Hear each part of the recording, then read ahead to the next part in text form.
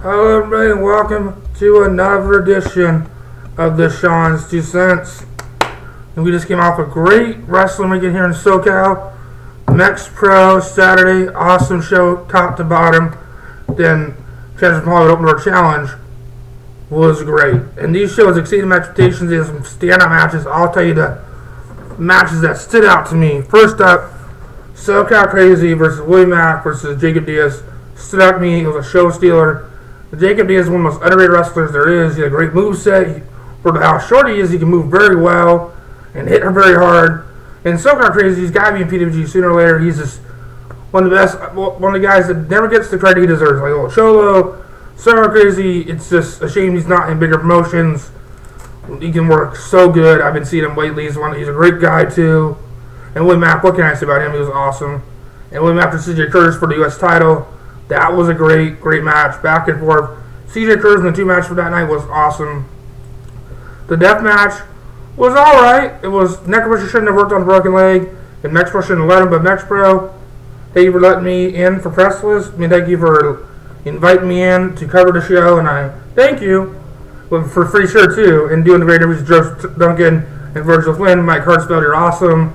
Another great promotion, letting Dashawns2cents cover you. And MEXPRO, I'm excited. January 4th, 2014, they'll be back. Can't wait. Messiah versus Luke Cox. It's going to be a great match. And also, Eric Ross, Joe Ramos, good match. Let's go through the results right now. Let's go quick for results. But the match of the night, I think, the three-way, then CJ Curtis, Willie Mack were two matches of the night. Let's go through the results. First match, CJ Curtis defeated Virgil Flynn. Tyler Bateman, B-Boy defeated J.D. Horror. Willie Mack defeated Cell Crazy and Jacob Diaz. Eric Ross defeated Joey Ryan. Eric Ross was pretty good in this match. Los Medios defeated Born Stars. CJ Curtis defeated Willie Mack to win the first ever MEXPRO U.S. title. Then Homeless Jimmy defeated Necro Butcher. Then the next day, at Shannon Wrestling Hall, the first Open Door Challenge, a great turnout for Dan Marquez. I'm really happy that was a great turnout. Saw a lot of PWG people, a lot of guys I see at PWG, a lot of regulars. Very good. The show started off great with a hot start. People versus Revolution. Back and forth, these two are the future, man. Revolution is a great tag team. It's nice to see Sasha get a push. I've loved this year's Russian gimmick is great. He's a strong style guy. It's just awesome seeing him. Him and Che complement each other so well, and their heel gimmick still at the 80s, and I really enjoy it. It's very fun. It was really an 80s throwback. This match was Hogan versus Slaughter. That's about what it was. Hogan and Slaughter versus like the Iron Sheik and stuff. It was really good throwback. Nice to see the Hogan music and all that. Then the matches that weren't really needed, but they still were good. The six-man tag, guess Othello wasn't here. I don't know the details. I haven't got a word about it. Othello wasn't there for the challenge. Eric Ross and Sergeant Major Alexander Paul, Jordan Brooks to be Dan Joseph, Rudy, and Angel. Seems like they're pushing Dan Joseph a little bit. Dan Joseph is pretty good. As you heard from Scorpio Sky in his interview, that he's one of the students from his school. They were pushing really good. Then Pinky defeated Brian Weston. Pinky's really come on this year. And when I say he's a great face now. And triple threat match, Ricky Mandel versus Big Duke Ricochet.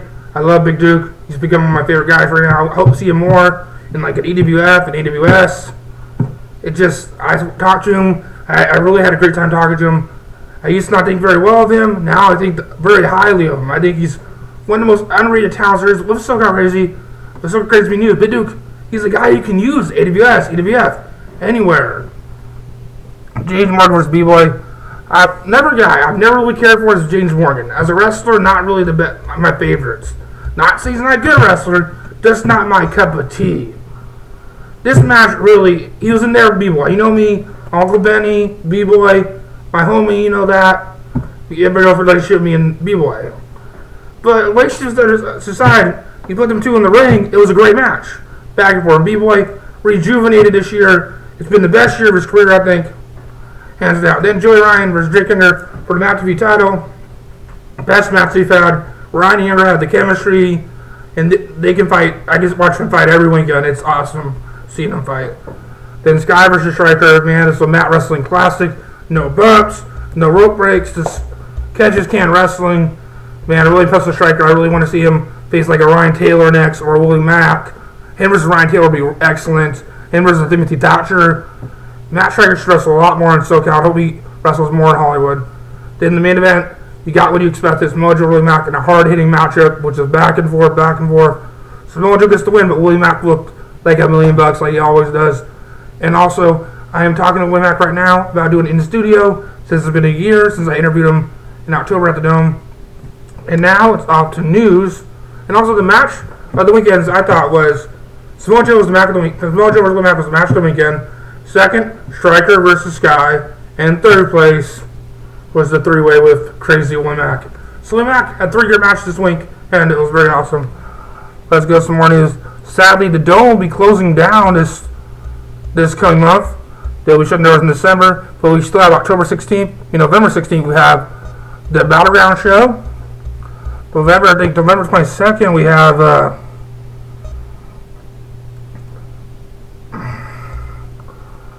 Lucha Libre show again. The Lucha Libre. So it's me very sad because the Dome's where I started my show. If you've been a fan of Dashawns2cents, I met Ozzy. I've met a lot of good people there. It has so many great memories, and the Dome closing down. There'll be a final goodbye show, and I just don't think Vintage Dragon shit done what he did and just put it out there saying if they're closing, they're canceling the shows, they're this, they're that. Come on, Vintage Dragon, more class than that. I know they might have canceled your girlfriend's show, Crockett Depression, which can be a good show for a good cause. I hope you guys can find a different building. It's gonna be weird about the Dome here. What other buildings can they use? I don't know, because Battleground is the one where Los Alamitos is done, Chino is done. Like, we gotta find more legions. The Wrestling Care's been good about finding legions. I'll news about that later. But yeah, just interesting. Dome is closing December. We still have Battleground coming up there, and a lot of good stuff. Another thing I've noticed, more news and notes. This will be the news and notes period. Keep watching if you may. No, you can turn it on now, but keep watching. Somebody determined. It looks like EWF and Santino's have a talent exchange a little bit. Rico came back for EWF. Also, People Raised wrestled there, and Revolution's going to wrestle Friday in Azusa.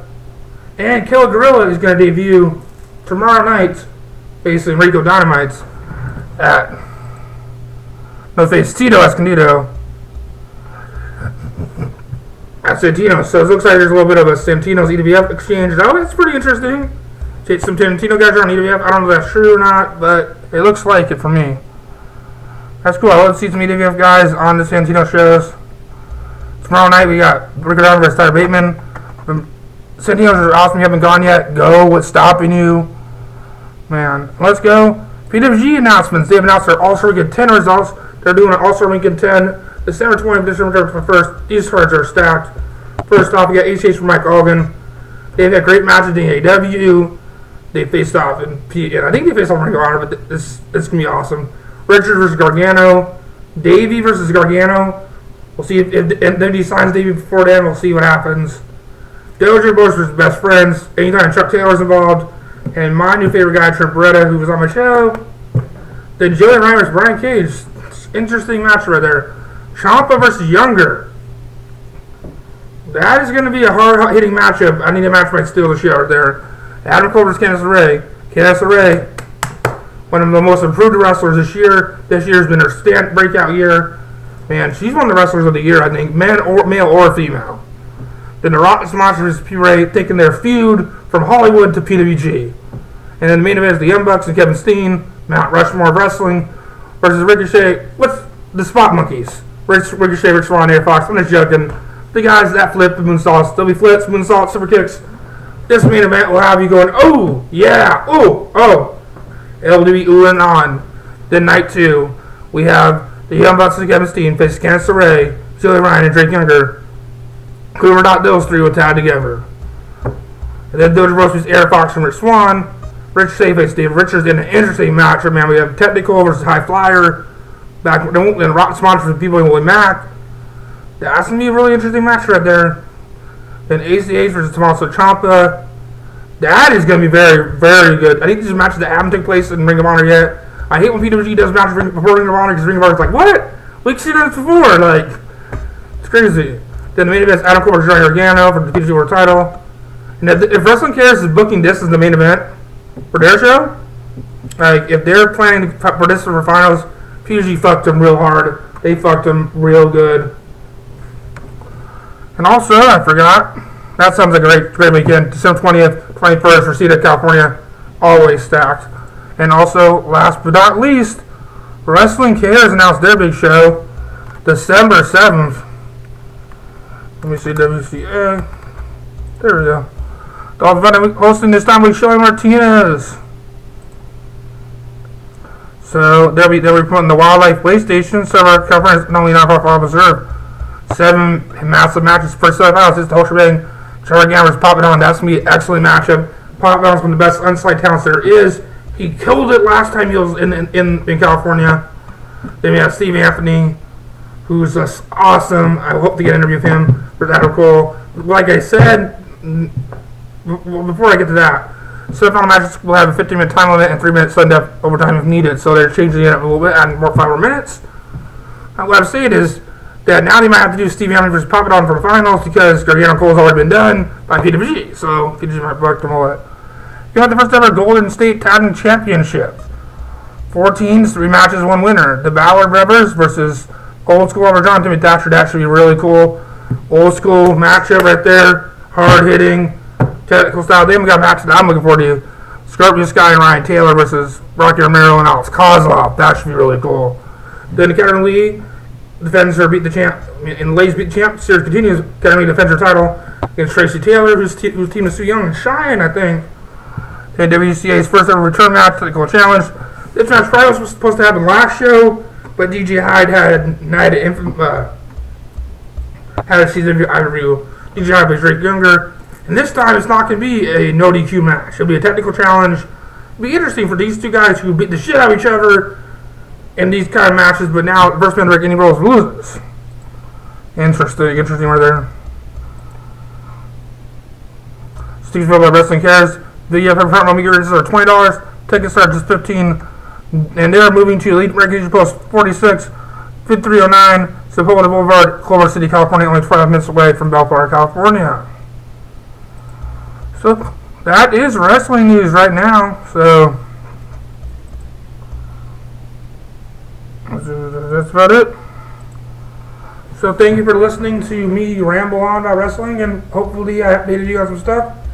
So maybe I'll be at Treasure in Hollywood this weekend. I don't know.